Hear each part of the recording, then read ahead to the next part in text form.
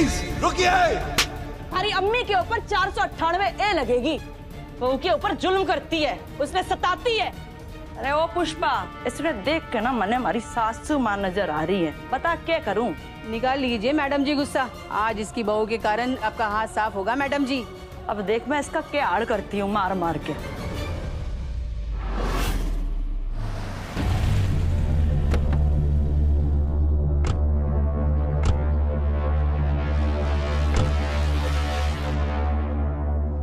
मैंने कुछ नहीं किया। उन्होंने कुछ नहीं किया है। ए चुप, क्या बोला? अरे मैडम रुकिए। पीछे चलिए, पीछे हटिए। बोला ना मैंने। देख कितनी भोली बन के बैठी है यो।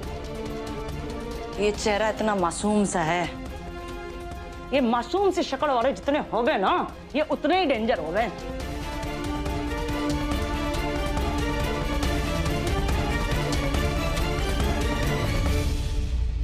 मार इसको और।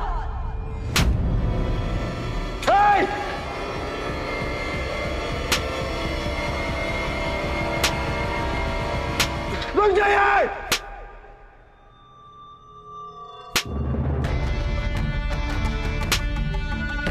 ये सब तेरे गुनाहों की सजा है हिना अख्तर। तेरी वजह से मेरी अम्मी मरी थी, मेरी वजह से आज तू मर रही है।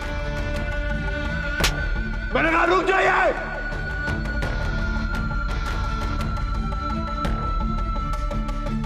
दोबारा मेरी अम्मी को छूने की कोशिश की तो मैं कमिश्नर को कह के आप लोगों को सस्पेंड करा दूंगा। रुकिए।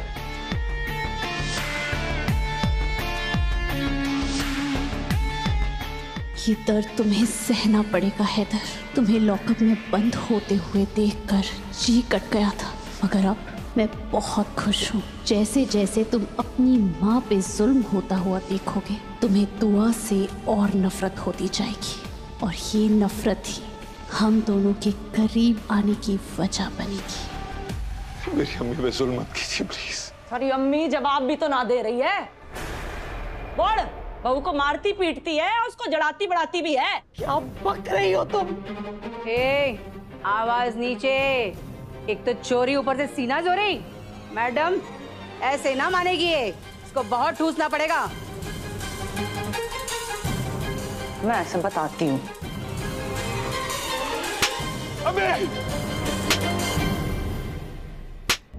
सुभान अल्लाह, क्या जोर का तमाचा मारा है, मजा आ गया। इसे कहते हैं एक तीर से दो निशाने। हिना को सजा भी मिल गई और दुआ से पीछा भी छूट गया।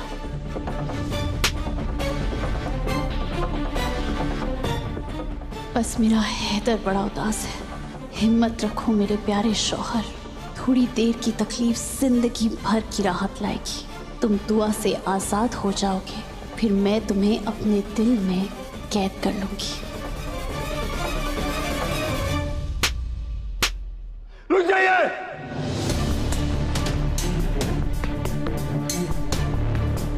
मैंने कहा आप लोगों को खुदा का वास्ता रुक जाइए। आप लोग क्या कर रहे हैं? एक सीनियर सिटीजन पे आप ऐसे हाथ उठा नहीं सकते हैं। चुप। कमिश्नर को फोन करने वाला था ना तू, कैसे करेगा? बड़े कानून सिखावेगा। हरी अम्मी ने जो किया है ना, उसके बाद मैं क्या कर सकती हूँ उसके साथ, तू सोच भी ना सकता बेटा।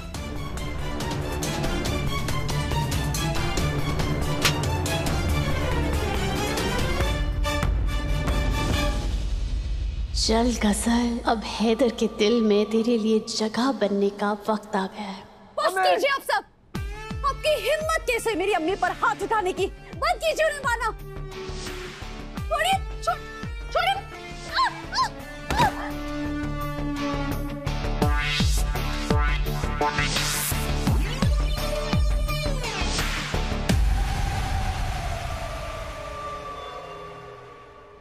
मैडम जी बेल्ट लाओ के? अरे ना, बेल्ट की जरूरत ना है। इन जैसी चिट्टियों को मारने के लिए तो हमारे हाथ ही काफी हैं। मैंने जानबूझ के धक्का नहीं दिया, मैंने कुछ नहीं किया। रुक जाइए। अरे वो बीमार मर जाएंगे।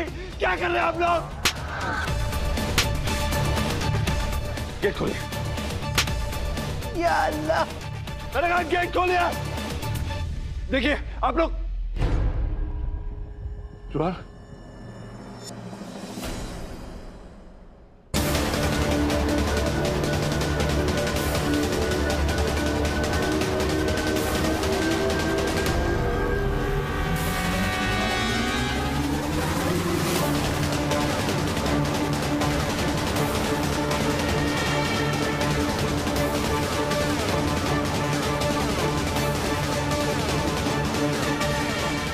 रुहान, तेरे हाथों में हथकड़ी क्यों है?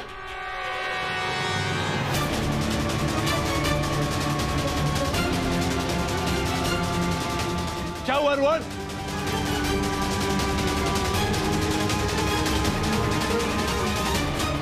रुहान, रुहान, मेरे बच्चे हैं रुहान। तुझे कुछ नहीं होगा रुहान, तुझे कुछ नहीं होगा। मैं तुझे बचा लूंगी मेरे बच्चे, मैं तुझे बचा लूंगी।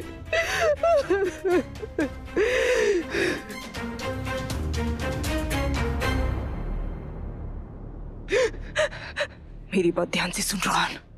दुआ और हैदर से जितनी नफरत तू करता है, मैं भी उनसे उतनी ही नफरत करती हूँ। आज से वो दोनों मेरे भी दुश्मन हैं। तू उन्हें बर्बाद करना चाहता है और मैं भी वही चाहती हूँ। मगर बच्चे, अपने गुस्से पे थोड़ा काबू रख और जो मैं कर रहे हो उसमें मेरा साथ देना।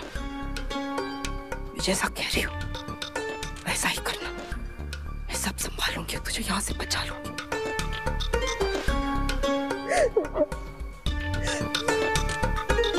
मेरा क्या हाल करके रख दिया है इन लोगों ने मेरे बच्चे। दुआ तो कभी खुश नहीं रहेगी, तो कभी खुश नहीं रहेगी। मेरी बाजी, बाजी कहाँ है? बाजी कहाँ है?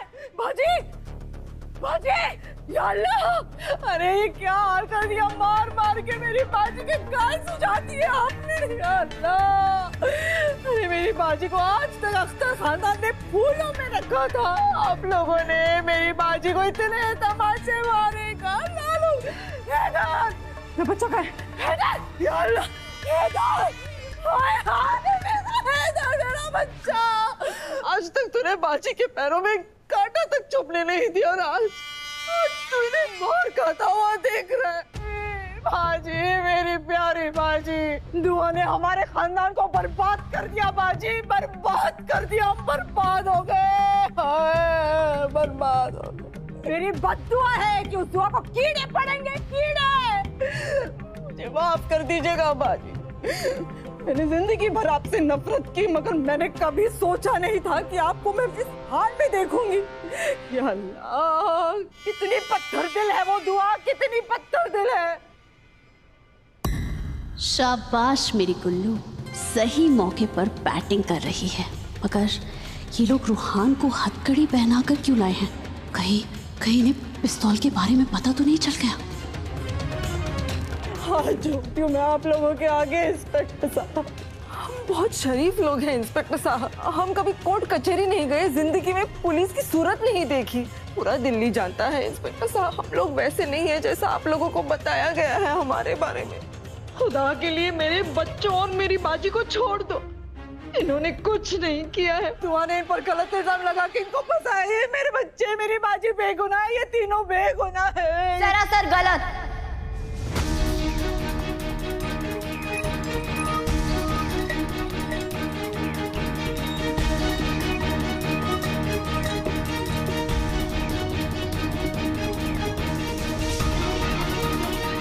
आ गई मेरे बच्चे को फंसाने।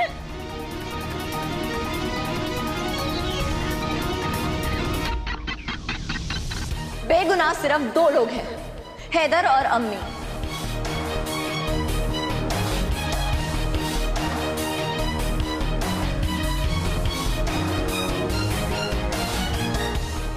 आपका बेटा गुनहगार है और इसे इसके गुनाह की सजा मिलती रहेगी।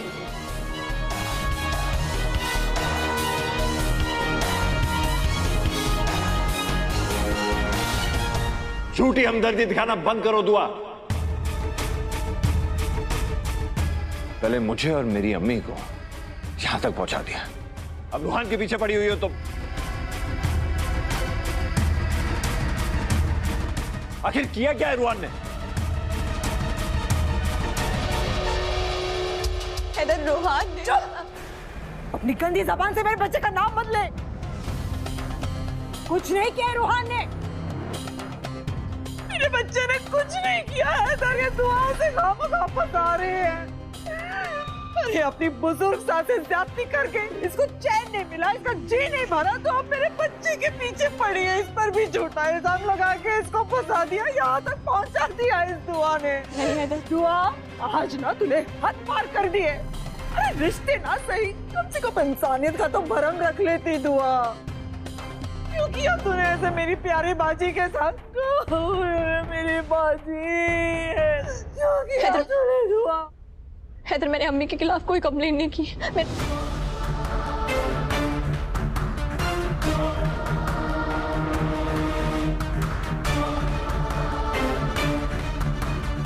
यकीन नहीं होता मुझे कि तुम कब सच बोलते हो और कब नहीं। पहले तुमने कहा कि तुमने कंप्लेन नहीं की, फिर तुमने कहा कि तुमने ही कंप्लेन की, और अब वापस तुम ये कह रही हो कि तुमने कंप्लेन नहीं की। ये मजाक चल रहा है। हैदर, तुमने कंप्लेन की थी कि नहीं की थी? मुझे जवाब चाहिए और अभी चाहिए।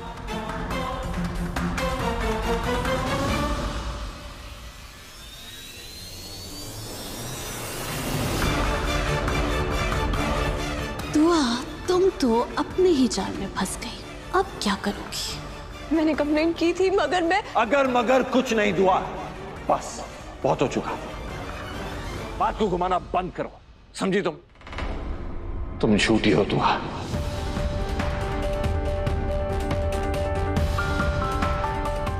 क्या हो गया है तुम्हें दुआ? दिख नहीं रहा है हमारे घर की क्या हालत हो चुकी है? कौन सा इल्जाम लगा रही हो अभी रूहान पे?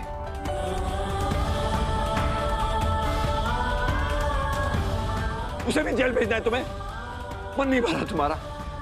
कुछ समझ नहीं आ रहा है मुझे कि मैं तुम्हारी किस बात पे यकीन करूं और किस बात पे नहीं। आपको मेरा यकीन नहीं है ना, तो ठीक है, मत कीजिए मेरा यकीन। आपको लगता है मैंने कंप्लेंट की थी ना, तो ठीक है, और अब मैं अपनी कंप्लेंट वापस ले रही हूँ।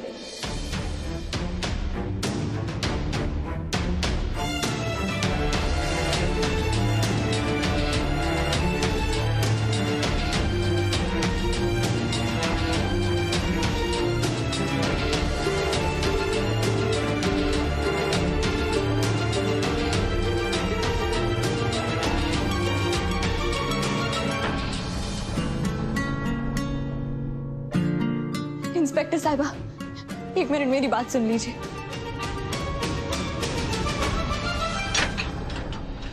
इंस्पेक्टर साहिबा, मैं अपनी कंप्लेंट वापस लेना चाहती हूँ। आप लोगों ने कानून को क्या समझ रखा है? जब मन चाहा कंप्लेन कर दी, जब मन चाहा वापस ले ली, क्या है ये सब? जी, पर कंप्लेंट करने वाले का हक होता है ना कि वो अपनी कंप्लेंट वापस ले सकते हैं। मैं अम्मी के खिलाफ की गई कंप्लेंट वापस लेती हूँ, उनकी कोई गलती नहीं है। मैं उन्हें माफ करती हूँ, उन्हें दूसरा मौका देना चाहती हूँ। आप उन्हें छोड़ दीजिए। देखिए मैडम जी, आप किसी के दबाव में मत आइए।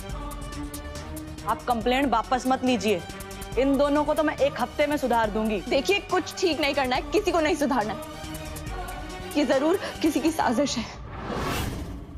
मैंने अम्मी के खिलाफ कोई कंप्लेंट की ही नहीं थी। मैंने FIR अपने देवर के खिलाफ दर्ज की थी।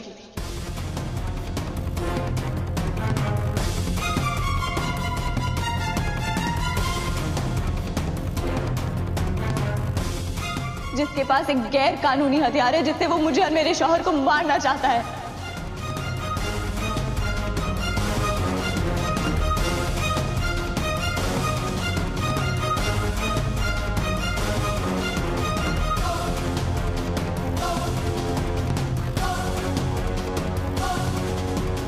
मेरा बना बनाया खेल तो बर्बाद होते हुए दिख रहा है। अब मैं क्या करूं?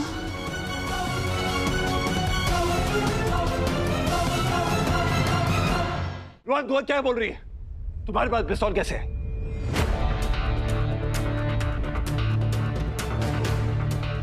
रोहन, कुछ तो बोलो। ये क्या बोलेगा हैदर?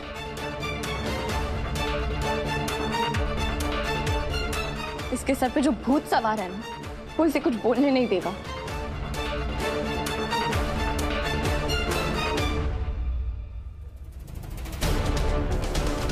नहीं, ये झूठ है, बिल्कुल झूठ है।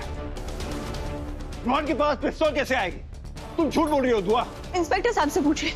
इंस्पेक्टर साहब, सबको बताइए कि आपने हमारे घर से वो बंदूक बरामद की थी जिसमें रोहान की उंगलियों के निशान भी थे।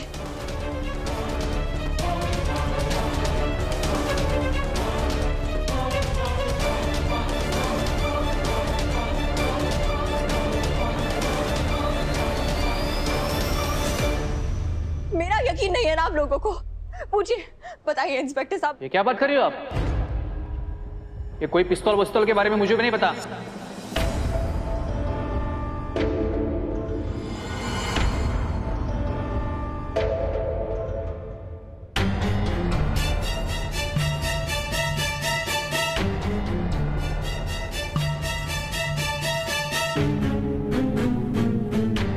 क्या बोल रहे हैं आप? ये वो पिस्तौल मैंने खुद आपको दी थी, आपने फोरेंसिक के लिए भेजी थी। वो देखिए मैडम जी, आप ना हमारा टाइम वेस्ट कर रहे हो। ये रोहन के पास से तो हमें कुछ मिला ही नहीं, और आप ही ने तो कहा था इसने आप पर जानलेवा हमला किया था, और ये पिस्तौल की बात तो हुई नहीं थी। क्या बोल रहे हैं आप? मैंने खुद इस तरह से आपको बंदूक दी थी, और क्या बोल रहे हैं आप? झूठ क्यों बोल रहे हैं?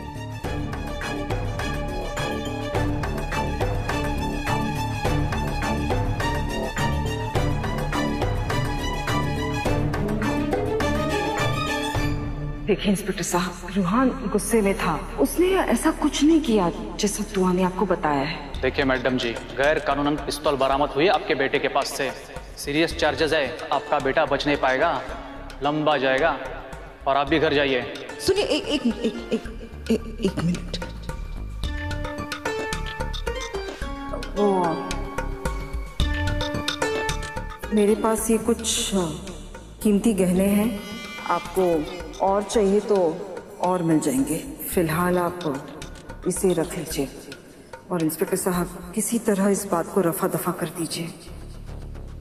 आप हमारा ध्यान रखिए, हम आपका ध्यान रखेंगे, और चिंता की तो बिल्कुल बात ही मत कीजिए। आपके बेटे को ना कुछ नहीं होगा, हम है ना।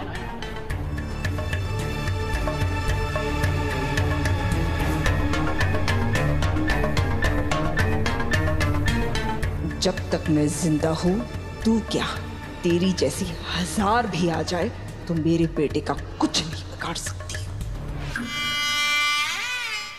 इंस्पेक्टर साहब, आप झूठ क्यों बोल रहे हैं? मैंने खुद रोहन के हाथ से गन छीनी थी, और वही गन दुआ बाजी ने आपको हाथ में दी थी।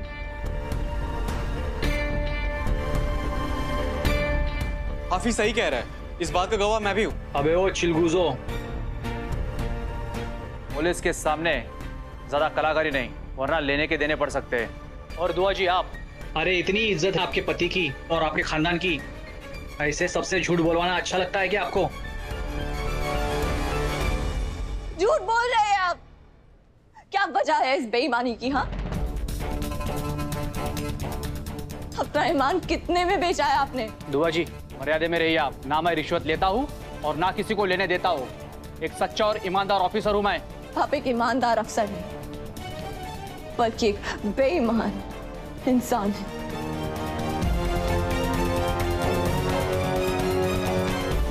शर्म नहीं आती आपको? अपने अजीम मुल्क की अजीम वर्दी की इज्जत नहीं है आपको?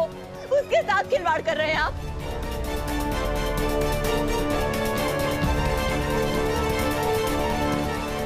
आप एक मुजरिम को बचा के अच्छा नहीं कर रहे हैं। अच्छा तो तुमने भी नहीं किया दुआ।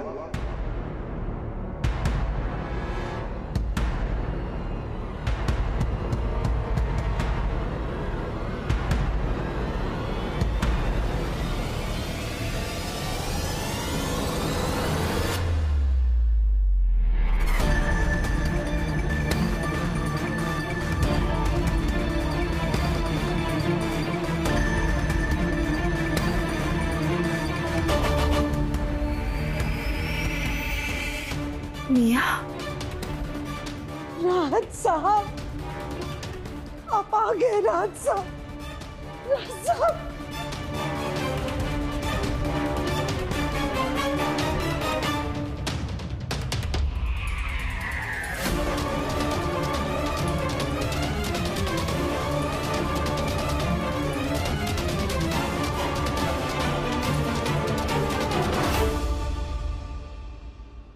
मैं अपना घर तुम्हारे हवाले करके उम्रा करने गया था दुआ। अपनी जिम्मेदारी ऐसे संभाली है तुमने? पूरी घर की इज्जत को तुमने यहाँ पुलिस स्टेशन में लाकर बिठा दिया। अब्बू जी, मैंने वो बस, कोई दलील देने की जरूरत नहीं है। अगर एक अच्छी औरत घर को आबाद कर सकती है तो एक बुरी औरत अच्छे भले घर को बर्बाद भी कर सकती है।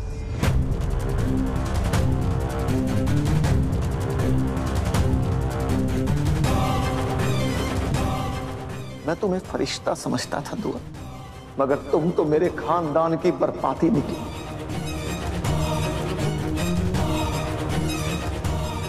तुम मुझे कहती थी कि मेरे घर को जन्नत बना दो, मगर देख लो, तुमने मेरे घर को जहन्नुम बना दिया।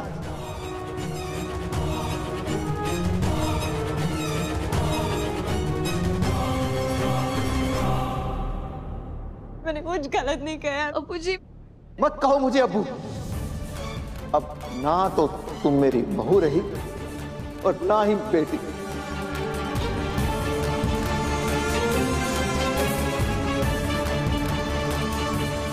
आज के बाद तुम मेरे लिए मर चुकी हो।